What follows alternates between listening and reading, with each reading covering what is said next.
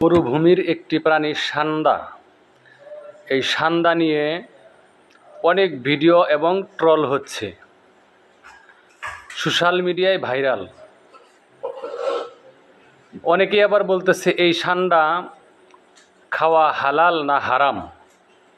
অনেকেই আবার বাংলাদেশের গুইসাপ সেটাকে সান্দা বলে চালিয়ে দিচ্ছে।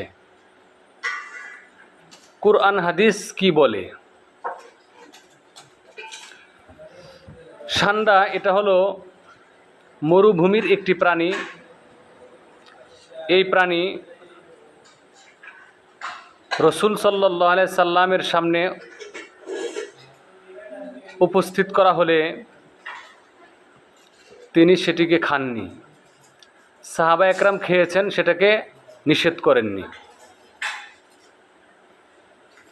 সান্দা নাপাক বস্তু খায় না, নাপাক প্রাণী খায় না, মরা প্রাণী খায় না। আর গুইসাপ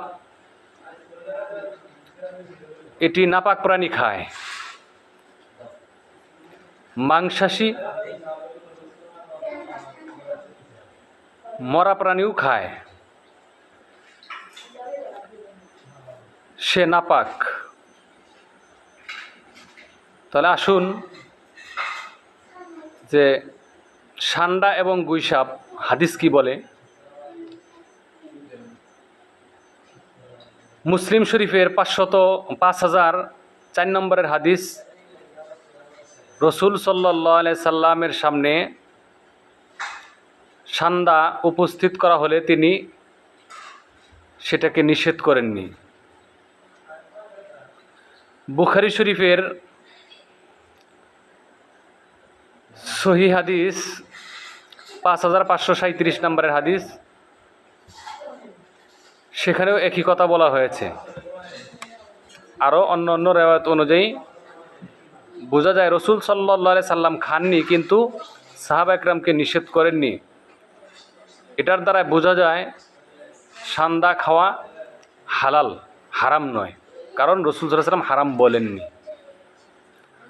আর গুইসাপ হারাম কেন? হারাম, গুইসাপ নাপাক প্রাণী খায়, মরা প্রাণী খায়। এই জন্য গুইসাপ ফুকাহে কেরাম বলেন যে যেই প্রাণী নিজে নাপাক অথবা নাপাক বস্তু খায় সেটা খাওয়া হারাম। আর ইমাম আবু হানিফা রহমতুল্লাহ আলাইহির ফতোয়া, গুইসাপ একেবারেই হারাম, কারণ গুইসাপ নাপাক প্রাণী খায়, আর নাপাক প্রাণী খাওয়া এটা হারাম। ইমাম আবু হানিফা বলেন যেই প্রাণী নিজে নাপাক এবং নাপাক খায় সেটা খাওয়া হারাম। হে প্রিয় ভাই ও বোনেরা,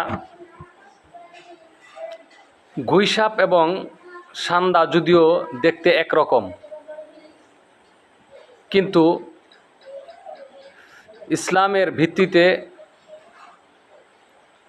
কোরআন হাদিস অনুযায়ী এর অনেক পার্থক্য রয়েছে। সান্দা হালাল, কারণ সান্দা রসুল সাল্লাল্লাহু আলাইহি সাল্লাম নিষেধ করেননি খেতে, এই জন্য এটা হালাল। আর গুইসাপ হারাম এই জন্য যে সে নাপাক এবং নাপাক বস্তু খায়, মরা প্রাণী খায়। আমরা বিভ্রান্তির মধ্যে না পড়ি, ট্রল না করি, কোরআন হাদিসের দলিল অনুযায়ী সমাধান খুঁজি। ভিডিওটি